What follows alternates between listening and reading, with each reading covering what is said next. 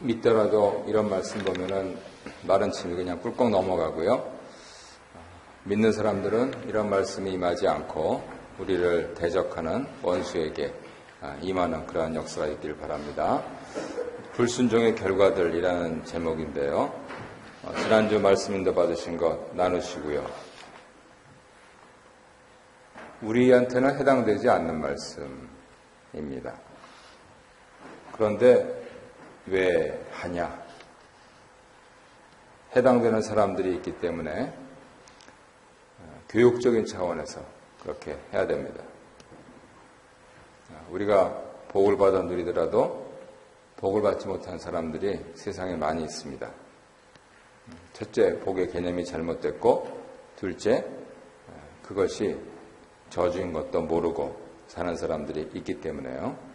하지만 한편으로는 오늘날 교회도 마치 그것이 복인 것처럼 저주 아래 살고 있는 사람들을 보면 부러워하기도 합니다.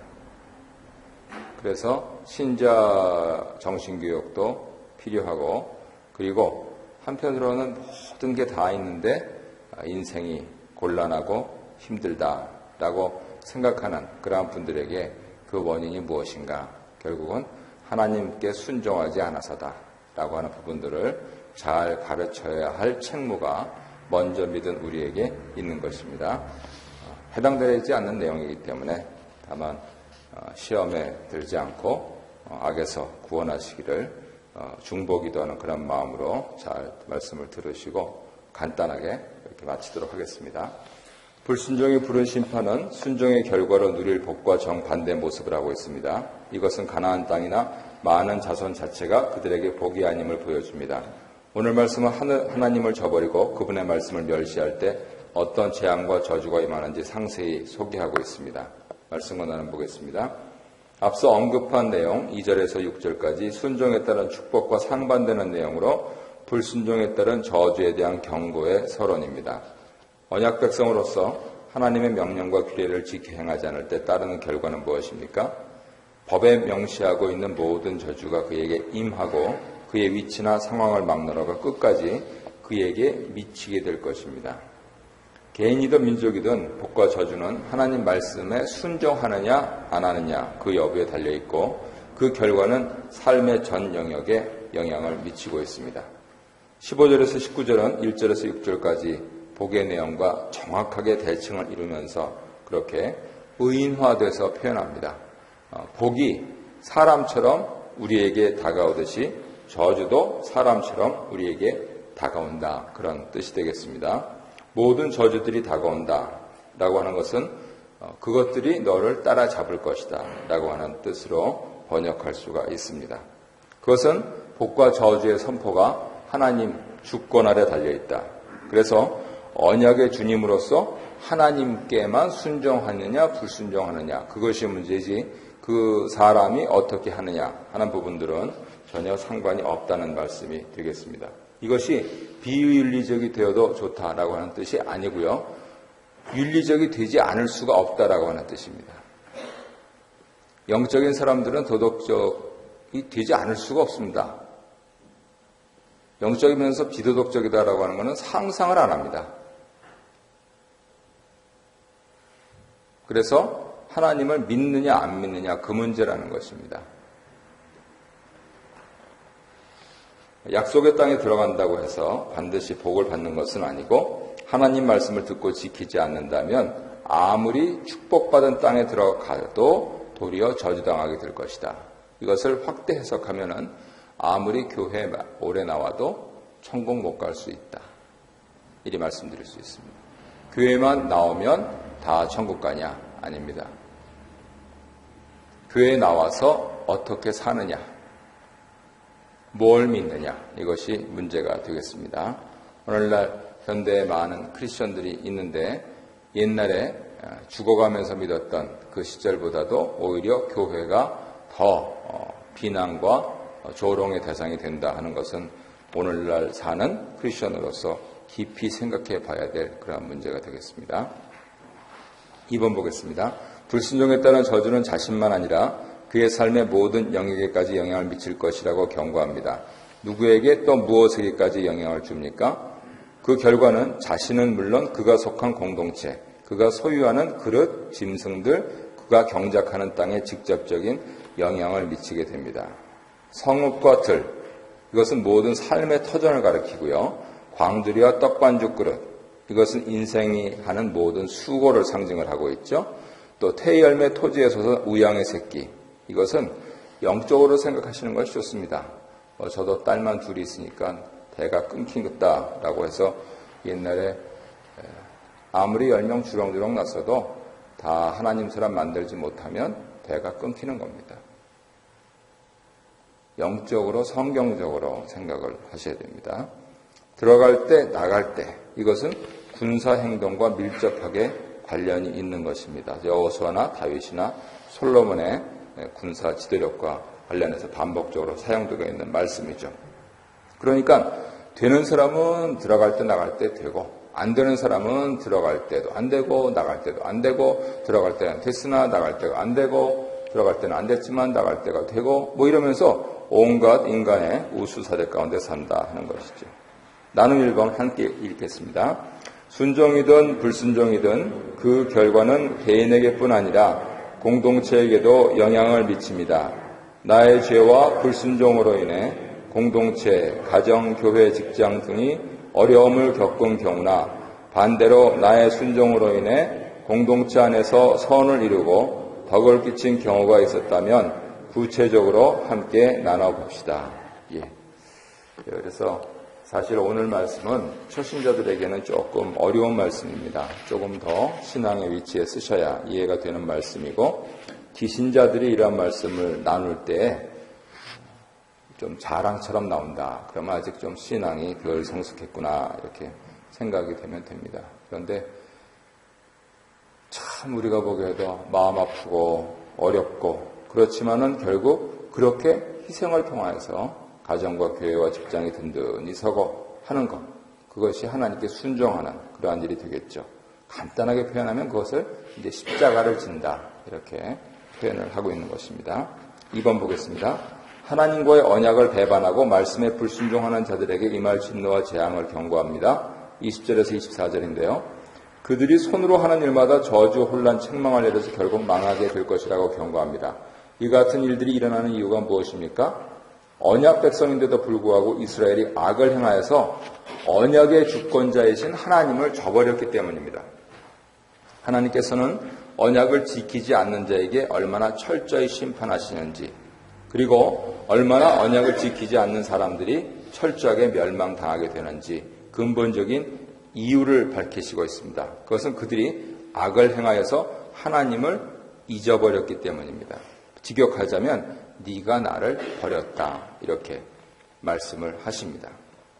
그래서 하나님을 안 믿으려면 차라리 안 믿고 잘 살다가 그냥 멋있게 지옥 가는 게 훨씬 낫습니다. 진짜 사나이, 그게 진짜 사나이입니다. 세상적이어서 그렇지. 적당한 영적인 것은 이도저도 아닙니다. 영적이 되려면 철저하게 되셔야 됩니다. 적당히 내 남편도 사랑하고 내 아내도 사랑하고 다른 남자도 사랑하고 다른 여자도 사랑한다. 말도 안 되는 소리 아닙니까? 그런데 왜 하나님께는 그게 말이 된다고 그러죠? 그런 차원에서 하나님께서 네가 날 버렸다. 밉죠. 그죠? 밉잖아요. 아유, 저 화상. 그러면서 단물 다 빨아먹었으니까. 그런데 다른 것이 아니고 사랑하라고. 사랑하시기 때문에. 사랑이 뭔지. 그래서 죽을 때까지 해야 됩니다. 끝은 무엇입니까? 죽기밖에 더 하겠습니까? 그러니까 저 화상이라고 말할 힘이 있다면 더 사랑하려고 노력하십시오. 그것이 인생이고 그것이 신앙입니다. 하나님 이게 뭐예요? 그렇게 얘기하지 마시고 이해는 안 되지만 오늘도 순종하겠습니다. 라고 가면 놀라운 일이 벌어집니다. 적어도 미국 역사 속에서 6대가 복을 받습니다. 조나선 에드워드라고요. 네. 그렇게 이제 오늘 공부 끝나시고 기도드리실 우리 자녀가 복을 받고 뭐 판검사 다 됩니다. 왜 안 됩니까? 내가 하나님께 순종 안 해서 안 됩니다. 조나선 에드워드 가정을 보면 그게 나타납니다. 인터넷으로 찾아보십시오. 그 후손들은 그런데 하나님을 잊어버린 듯해서 마음이 아프죠. 2번 보겠습니다. 그가 하는 일뿐만 아니라 그의 몸에도 재앙이 미치게 될 것이라고 경고합니다. 어떤 재앙들입니까? 언약을 배반하고 불순종한 사람들에게 각종 전염병, 질병으로 치실 것이고 7가지 재앙들이 끝까지 추격하여 그가 들어가서 얻을 땅에서 반드시 그를 진멸케 할 것이다. 여기서 나오는 7가지 질병이라는 것은 온갖이라는 그러한 뜻으로 보시면 되겠습니다. 성경적인 완수죠.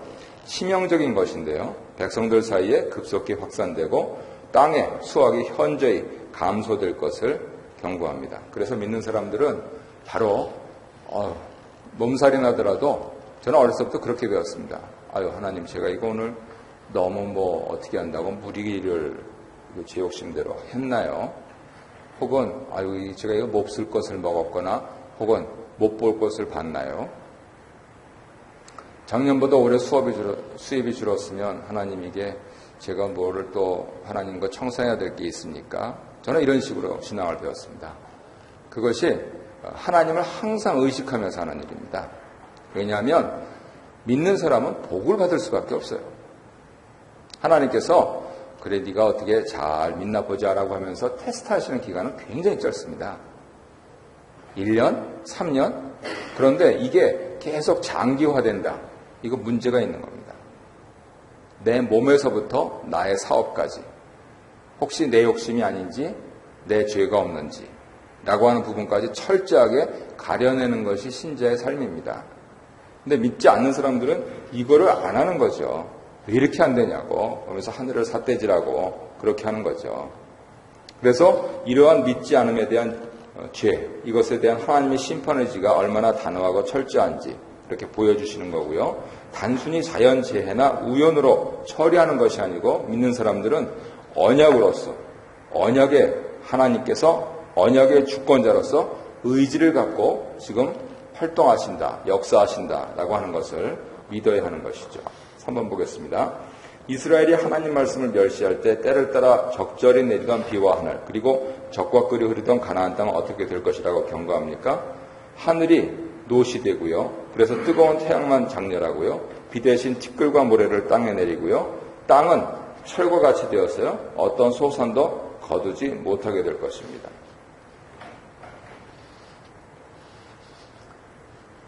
어제 오랜만에 쭉 동네를 한번 걸었습니다. 기계가 고장나가지고 몸에 병이 있으니까 좀 걷기는 해야 되겠고 그런데 한 가지 신기한 걸 발견했어요. 지난번에도 말씀드렸듯이 올여름에는 잔디에 물을 한 번도 안 줬습니다. 그래서 참 물값도 아끼기 위해서 감사드린다.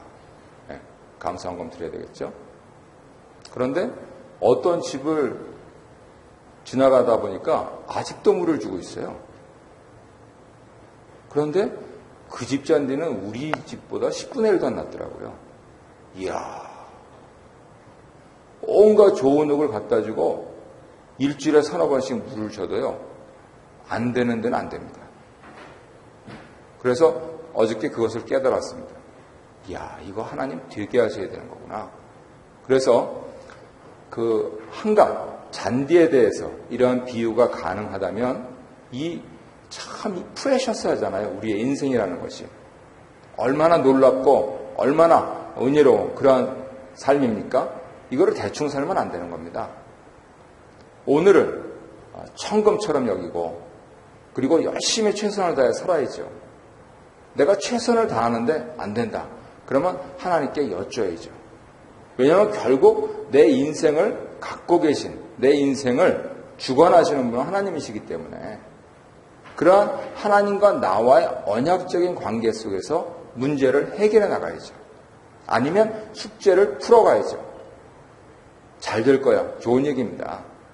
할 수 있다. 좋은 얘기입니다. 대순진리회에도 가보니까 전도사 때 그렇게 붙어있더라고요. 북어대가리하고 박 대통령 사진하고. 하지만 우리는 하나님께서 허락하실 때 반드시 이루어진다 라고 하는 신본주의와 그것들을 구별해야 됩니다. 낙관주의가 아니에요. 신본주의입니다. 하나님 중심입니다. 하나님 안 계시면 아무리 좋은 것도 안 됩니다. 반드시 망할 수밖에 없습니다. 더구나 믿는 사람들은 참 이상해요. 어떻게 좀 대박이 좀 터졌으면 좋겠는데 이 대박이 안 터집니다. 그런 의미에서 복권 사지 마십시오. 비신앙적이라고까지는 말씀 안 드립니다. 그런데 믿는 사람들의 삶은 그런 게 아니에요. 이 팔레스타인 땅에서 약속의 땅은요, 건기와 우기가 아주 뚜렷이 구별됩니다. 나중에 하나님께서 한 300명 이렇게 우리 교회 부흥하게 하시면 어르신들부터 먼저. 왜냐하면 아무래도 다리 힘이 빠지시거든요. 그러니까 성지순례를 좀 하고 싶어요. 그런데 거기는 4월 전에 가야 되는 거예요. 왜냐하면 땅이 메마르고 너무 더워서 갈 수가 없습니다. 우리 같은 사람들은. 그랬을 때 이 건기와 우기가 분명히 구별되고 있는 그 땅에서 하나님께서 비 한 번 안 내리시면 끝입니다. 그냥. 하나님께서 서늘한 바람 안 주시면 그냥 끝입니다. 하나님께서 남자들에게 건강 안 주시면 그냥 끝입니다. 끝이에요. 끝. 믿는 사람들의 삶은 그렇습니다. 하나님 계시면 살고 하나님 안 계시면 죽습니다. 그래서 하늘과 땅이 노시 되고 철이 된다. 이건 상상조차하기 어려운 일입니다.